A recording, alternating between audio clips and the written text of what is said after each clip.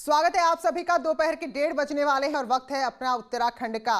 Corona के बाद या यूं कहें कि कोरोना काल में ही बर्ड फ्लू ने दस्तक दे दी। देश के लगभग 7 से 8 ऐसे राज्य हैं जहां बर्ड फ्लू की पुष्टि हो गई है, लेकिन इन सबके बीच बहुत ही भयावह है, बहुत ही चिंताजनक और शर्मनाक भी कहिए जिम्मेदार प्रशासन के लिए वो तस्वीरें देहरादून से सामने आई हैं। तो जो तस्वीरों में आपको जो कुछ दिखाई दे रहा है वो समझाते हैं आपको। दरअसल यहाँ पर लगातार कौवे मर रहे हैं और देखिए जरा, जो इस वक्त तस्वीर आपके सामने है ये है भंडारी बाग, जहां 200 से ज्यादा कौवे मरे हुए पाए गए। तो ऐसे में आशंका अपने आप तेज हो जाती है कि कहीं बर्ड फ्लू ने यहां भी दस्तक तो नहीं दे दी। इतना भर नहीं, आगे क्या हुआ वो सुनिए। देखिए, जो कौवे मरे हुए हैं उन्हें कुत्ते नोच रहे हैं और इन सबसे भी खतरनाक बात यह कि यहीं पर थोड़ी दूरी में बच्चे खेल रहे हैं। तो कितनी बड़ी लापरवाही है। एक तरफ कहा जा रहा है कि कहीं भी अगर इस तरह से एक साथ कुछ पक्षी मरते हैं तो हमारी तुरंत उस पर नजर बनी रहेगी, वहीं 200 कौवे यहां पर मर गए। लेकिन देखिए जरा, कुत्ते कौवों को नोच रहे हैं। अगर खुदा ना खास्ता ये बर्ड फ्लू से संक्रमित हुए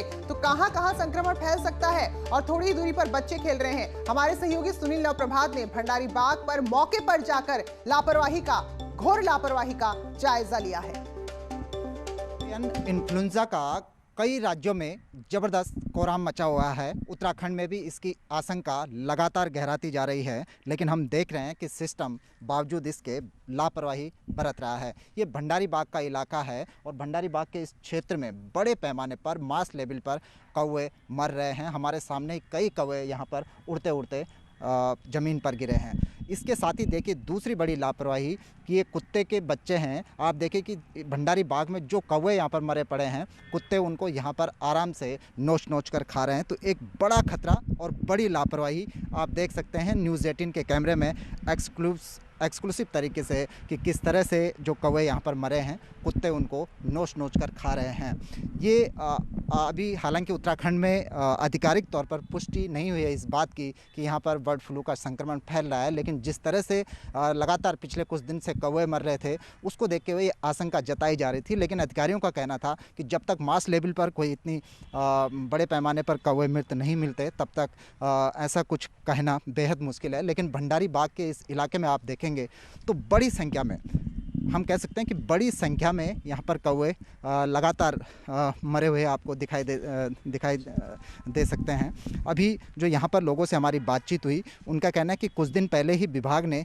यहाँ पर करीब 50 से अधिक मरे पड़े कौवों को यहाँ से डिस्पोजल किया था। बावजूद इसके इस पूरे क्षेत्र में किसी को भी इस बात की जानकारी नहीं दी गई, ना ही कोई सतर्कता यहाँ पर बरती गई। हमने देखा कि इसी बाग में बड़ी संख्या में बच्चे भी खेल रहे हैं, कुत्ते भी यहाँ लगातार मंडरा रहे हैं, जो कौवे मरे पड़े हैं उनको खा रहे हैं। लेकिन न बच्चों को इसकी जानकारी दी गई, न आसपास के लोगों को इसकी जानकारी दी गई कि अगर बाग में इतने मास लेवल पर यहाँ पर कौवे मर रहे हैं तो इस बाग में जाने से बचा जाए, यहाँ पर जो कुत्ते हैं उनको यहाँ से हटाया जाए। लेकिन ऐसा कोई प्रयास यहाँ पर नहीं किया गया। इसी का नतीजा है कि अगर लैब से पुष्टि होने के बाद अगर ये सामने आता है कि उत्तराखंड में बर्ड फ्लू है तो ये एक बड़ी लापरवाही है, क्योंकि जो तमाम कुत्ते यहाँ पर नोच नोच के इन कौवों को खा रहे हैं वो इस संक्रमण को और भी तेज़ी के साथ बढ़ा सकते हैं।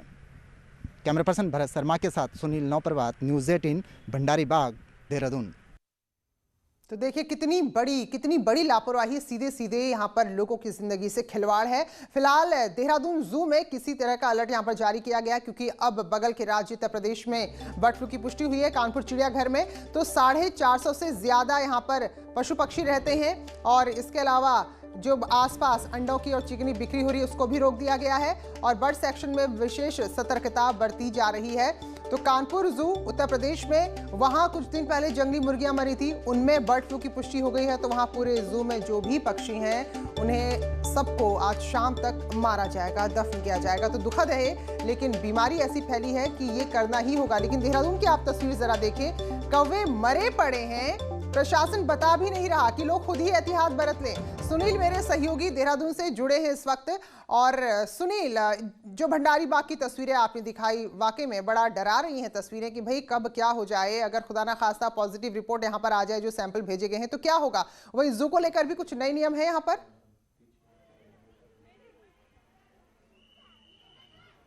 बिल्कुल प्रीति, जिस तरह से लगातार राज्य में कौवे मर रहे हैं और इसके साथ आज आपने देखा कि मास लेवल पर कौवे मरे हुए पाए गए, तो ये आशंका गहरा जाती है कि ये बर्ड फ्लू का संक्रमण हो सकता है। इसको देखते हुए देहरादून जू में अलर्ट कर दिया गया। हालांकि अलर्ट तो यहाँ पर पहले से था, कोरोना काल में भी हमने देखा कि लंबे समय तक जू बंद रहा, लेकिन अब बर्ड पर इसका खतरा है।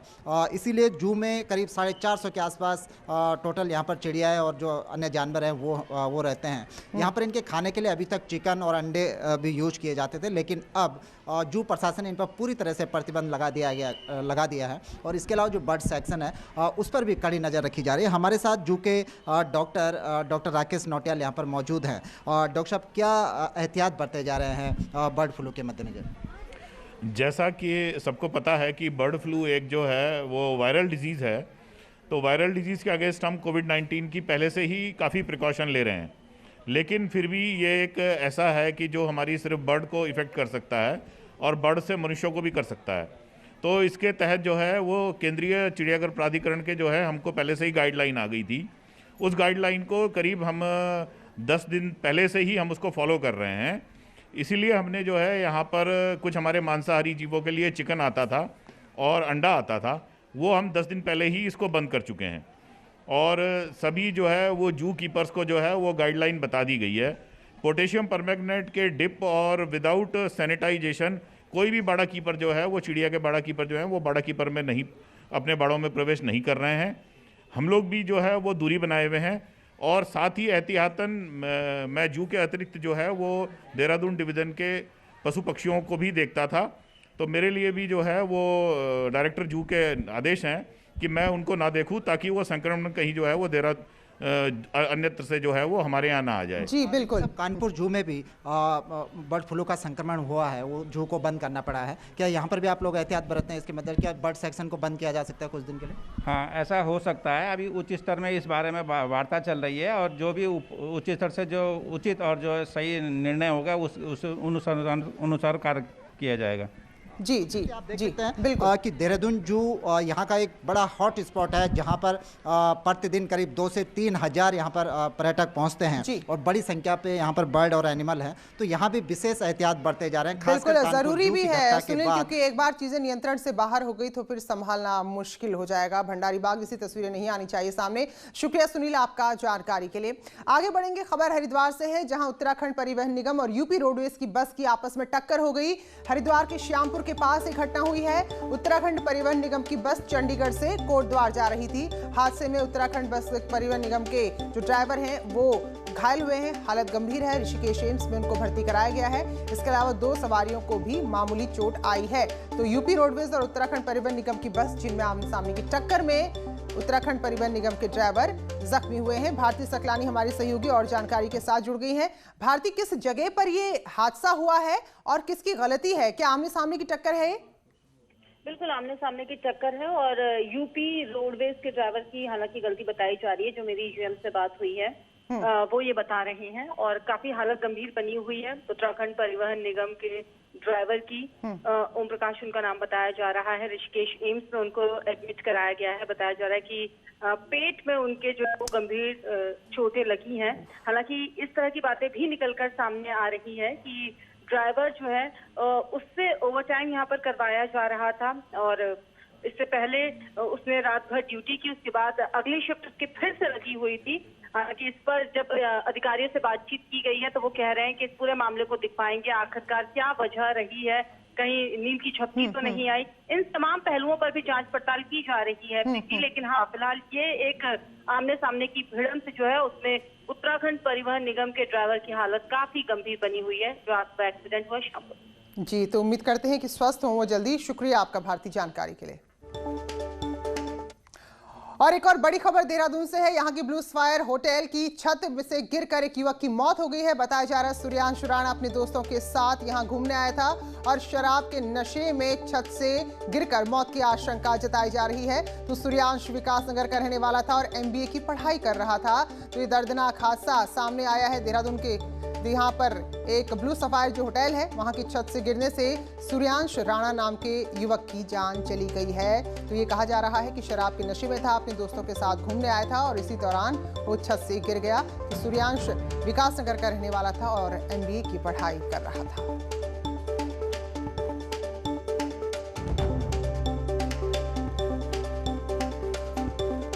तो होटल की छत से गिरने से ये हादसा हुआ है और परिजनों को जानकारी दे दी गई है। विकासनगर का रहने वाला सूर्यांश जो MBA की पढ़ाई कर रहा था, तो बताया गया कि अपने दोस्तों के साथ ही वो यहाँ घूमने आया था, इसीलिए होटल में भी रुका था और शराब सबने पी और नशे की स्थिति में वो संतुलन नहीं बना पाया, नीचे गिर गया। सतेंद्र और जानकारी देंगे। तो सतेंद्र, कब ये हादसा हुआ है और क्या कुछ अब तक हुई कार्रवाई इसमें? देखिए, देर रात की ये घटना है। थाना राजपुर रोड के ब्लू स्टार जो होटल है वहाँ की ये घटना है, जहाँ दो युवक पार्टी मनाने पहुंचे थे। वहीं बताया जा रहा है कि देर रात ज्यादा शराब का सेवन करने के चलते ये घटना हुई है, जिसमें 25 वर्षीय जो युवक है सूर्यांश जो होटल की छत पे चढ़ गया था और वहां से पांव फिसलने से वो होटल के पीछे फर्श पे गिर गया था, जिसकी जानकारी जब सवेरे पता चली तो होटल प्रशासन ने पुलिस को सूचना दी। पुलिस ने इसके बाद जो युवक की जो शव था उसको अस्पताल भेजा, जहां डॉक्टरों ने इसको मृत घोषित कर दिया। युवक विकासनगर का रहने वाला है और देहरादून के एक निजी जो यहाँ पे यूनिवर्सिटी है उसमें MBA की पढ़ाई कर रहा है। जी प्रीति। शुक्रिया सतेंद्र आपका। तो दर्दनाक हादसा देहरादून में सामने आया। और एक और हादसे की खबर है, टिहरी से है, जहां एक कार खाई में गिर गई और 2 लोगों की जान चली गई। हादसा देवप्रयाग श्रीनगर सड़क पर 3 धारा के पास हुआ है। दोनों मृतक उत्तर प्रदेश के सहारनपुर जा रहे थे। दोनों शवों को SDRF ने गहरी खाई से निकाला है। तो ये दर्दनाक हादसा जिसमें 2 लोगों की जान गई है। सौरभ और जानकारी देंगे। तो सौरभ, क्या वजह इस हादसे की रही है और क्या कुछ आगे कार्रवाई हुई है? मैं आपको बता दूं, देवप्रयाग श्रीनगर NH पर ये 3 धारा के पास एक दर्दनाक हादसा हो गया, जिसमें जो ऑल्टो कार है गहरी खाई में करीब 200 मीटर गहरी खाई में जा गिरी, जिसके बाद फिर सूचना के बाद SDRF की टीम मौके पर पहुंची और SDRF द्वारा रेस्क्यू कार्य किया गया। लेकिन बताया जा रहा है कि दोनों जो इसमें सवार थे, 2 लोग सवार थे, उनकी मौके पर ही डेथ होगी और किसी तरह SDRF ने काफी मशक्कत के बाद दोनों शवों को निकाला गया। दोनों जो मृतक हैं सहारनपुर के बताए जा रहे हैं, जो देवप्रयाग से श्रीनगर की ओर जा रहे हैं। चलिए, शुक्रिया सौरभ आपका जानकारी के लिए। तो हादसा जिसमें 2 लोगों की जान चली। और देहरादून से अगली खबर, जहां 12 साल के नाबालिग का रेस्क्यू किया गया। दरअसल होटल बिस्मिल्लाह में इस बच्चे से काम कराया जा रहा था। तो बचपन बचाओ आंदोलन की टीम और पुलिस ने मिलकर ये कार्रवाई की। होटल के मालिक पर बाल श्रम निषेध अधिनियम में मुकदमा दर्ज हुआ है। तो पटेल नगर क्षेत्र का पूरा मामला है, जहां 12 साल के बच्चे से होटल बिस्मिल्लाह में काम कराया जा रहा था। तो फिलहाल टीम ने उस बच्चे को वहां से रेस्क्यू किया है और आगे कार्रवाई की जा रही है। तो राजधानी उसके आसपास के इलाकों में जिस तरह से नशे का काला कारोबार फल फूल रहा है, अब पुलिस उसके खिलाफ उससे निपटने के लिए 2 विशेष टीमें बनाकर कार्रवाई करने जा रही है। एक टीम शहर में जबकि दूसरी टीम ग्रामीण इलाके में ड्रग्स के मकड़जाल को तोड़ेगी। हर टीम में एक इंस्पेक्टर और 2 कांस्टेबल तैनात किए गए हैं। देहरादून में लगातार नशे की घटनाएं बढ़ रही हैं और ऐसे में पहले से ही जो टीमें ड्रग्स पर लगाम लगाने में काम कर रही वो तो अपना काम करती ही रहेंगी। इसके अलावा 2 और अतिरिक्त टीमें यहां पर लगा दी गई हैं और इसमें भी एक टीम शहरी इलाके में जबकि दूसरी टीम ग्रामीण इलाकों में पूरी तरह से नजर रखेगी। ड्रग्स के खिलाफ जो वर्तमान में कार्रवाइयाँ चल रही हैं, इसके अलावा हमने 2 टीमें और बनाई हैं, जिसमें से प्रत्येक टीम में एक इंस्पेक्टर और 2 कांस्टेबल्स लगाए गए हैं। ये जो वर्तमान व्यवस्था है इसके अतिरिक्त काम करेंगे और जो ड्रग में जो लोग लिप्त हैं उनकी पतारसी सुरागसी करना, उनको पकड़ना और अगर आवश्यक पड़े तो अन्य पुलिसकर्मियों और अन्य थानों के बीच समन्वय स्थापित करके इस कार्य को अंजाम देना, ये इनकी मुख्य ड्यूटियों में है और इनको एक्सक्लूसिवली इसी काम में लगाया गया है। फिलहाल एक ब्रेक के लिए रुक रहे हैं, लौटेंगे जल्द ही।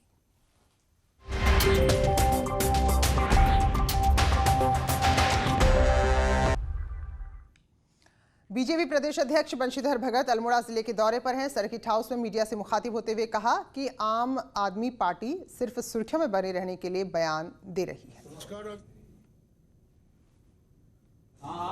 मुंगेरी लाल के सपने देखना आसान होता है, सपने देखें। हमारे स्कूलों के बजाय दिल्ली के स्कूल और अस्पतालों की चिंता कर लें। ये हवा बना दी कि वहाँ दिल्ली में सब ठीक हो गया है। दिल्ली के अस्पताल और स्कूलों की चिंता कर लें, हमारे यहाँ बहुत ठीक स्कूल हैं। और आने की जहाँ तक बात है, इसको मैं मुंगेरी लाल के सपने ही कहूँगा। नैनीताल पालिका और रेहड़ी पटरी दुकानदारों के बीच चूहे बिल्ली का खेल चल रहा है और इस खेल में हाईकोर्ट के नियमों की खुलकर धज्जियां उड़ाई जा रही हैं।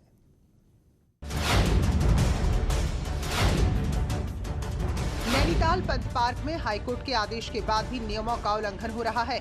हाईकोर्ट से तय समय होने के बावजूद सुबह से ही यहाँ फड़ बाजार सज रहे हैं। झील के किनारे बन रहे खाने पीने से भी गंदगी झील में जा रही है, तो कोरोना काल में भी 121 दुकानदारों के बजाय 300 से ज्यादा लोग यहाँ पर बाजार सजा रहे हैं। हालात ये हैं कि दुकानें लगाने के लिए पर्यटकों के बैठने को लगाई गई बेंच ही बेच दी गई। 121 लोगों को कोर्ट ने आदेश दिया था लगाने के लिए, लेकिन 400 के करीब उसमें लग रहे हैं, जिसमें हमने माननीय नगर पालिका से अनुरोध किया कि इनको तत्काल रूप से इनको हटाया जाए और निश्चित समय पर लगाया जाए। अगर नहीं मानेगी पहले तो हम स्वयं में प्रयास करेंगे, नहीं तो फिर न्यायालय की शरण लेंगे। दरअसल हाईकोर्ट ने एक याचिका पर सुनवाई करते हुए गर्मी और सर्दी का समय तय कर दिया था। हाईकोर्ट के आदेश में सर्दी में फड़ लगाने का समय शाम 4 बजे से 6 बजे तक निर्धारित किया गया, तो गर्मी में सुबह 8 बजे से शाम 8 बजे तक यहाँ सामान बेचने की अनुमति है, जबकि दुकान 4 बाई 6 फीट की होनी चाहिए। लेकिन हालात ये है कि नैनीताल के बाहर से आकर भी दुकानें लगाई जा रही हैं। 4 से 6 ये लोग कह रहे हैं कि हमें समय कम है, तो सामान ये ला के रखे हुए हैं, कह रहे हैं अभी लगाएंगे नहीं, हम 4 बजे से लगाएंगे। इनको चेतावनी भी दे देगी, अब ये भी लगाएंगे नहीं, 4 बजे के बाद ही लगाए। लेकिन सुबह से लगे हुए हैं, सुबह से तो जो लगे थे उनको हमने चेतावनी दे दी कि और न लगाए भविष्य में, और हटा भी दिया उनको। सवाल है कि जब 121 दुकानें लगाने का नियम है तो 300 से ज्यादा दुकानें कैसे आवंटित कर दी गई, और जब इतनी दुकानें आवंटित की गई हैं तो नियमों का उल्लंघन होना भी तय है। न्यूज़ 18 के लिए नैनीताल से वीरेंद्र बिष्ट की रिपोर्ट। मुख्यमंत्री त्रिवेंद्र सिंह रावत जल्द ही रुद्रप्रयाग के दौरे पर जाएंगे। रुद्रप्रयाग विधायक भरत चौधरी का कहना है कि उनकी कोशिश है जल्द ही मुख्यमंत्री वहां का दौरा करें और कोटगी गांव में स्वीकृत नर्सिंग कॉलेज का शिलान्यास होगा। तो लंबे समय से बंद पड़े सैनिक स्कूल बड़मा के दोबारा शुरू होने वाले कार्यों का भी मुख्यमंत्री शिलान्यास करेंगे। हमारी कोशिश होगी कि जो नर्सिंग कॉलेज कोटगी में स्वीकृत हुआ है उसका भी शिलान्यास माननीय मुख्यमंत्री जी के कर कमलों से करवाया जाए। इसके अलावा सैनिक स्कूल का जो काम बहुत लंबे समय से यहाँ पे पेंडिंग था उसको भी प्रारंभ करने का की कार्य योजना है, और बहुत उम्मीद हम करते हैं कि माननीय मुख्यमंत्री के कर कमलों से उसका भी शिलान्यास होगा। दून विश्वविद्यालय में 60 करोड़ की लागत से आधारभूत ढांचे को विकसित किया जा रहा है। यहाँ पर यूनिवर्सिटी कैंपस के खाली मैदान में औषधि पौधे लगाए जाएंगे। इसके साथ ही छात्रों के लिए बायो साइंस जैसे नए कोर्स की भी यहाँ शुरुआत होने जा रही है, जिससे छात्र शोध भी कर सकेंगे। विश्वविद्यालय के खाली कैंपस को इस्तेमाल में लाया जा रहा है। इसको लेकर काम भी बहुत तेजी से हो रहा है।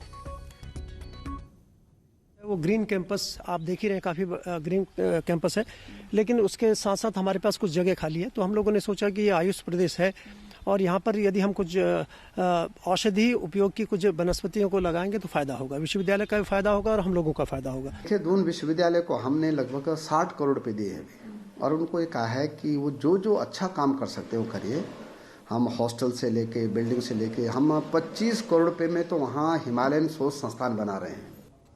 कोटद्वार स्पोर्ट्स स्टेडियम से सटे ट्रंचिंग ग्राउंड से फैल रही गंदगी और धुएं से खिलाड़ी परेशान हैं और अब विरोध के बाद अब जाकर नगर निगम को होश आया है। निगम की ओर से ट्रंचिंग ग्राउंड में वैकल्पिक व्यवस्था के तौर पर कूड़ा निस्तारण के लिए मशीन लगाई जाएगी। मशीन के लगने से जहां इलाके के लोगों को काफ़ी ज़्यादा राहत मिलेगी, वहीं खिलाड़ियों को भी इस पोल्यूशन का सामना नहीं करना पड़ेगा। तो यहाँ बताया जा रहा है कि मशीन हर घंटे 5 टन कूड़े का निस्तारण करेगी।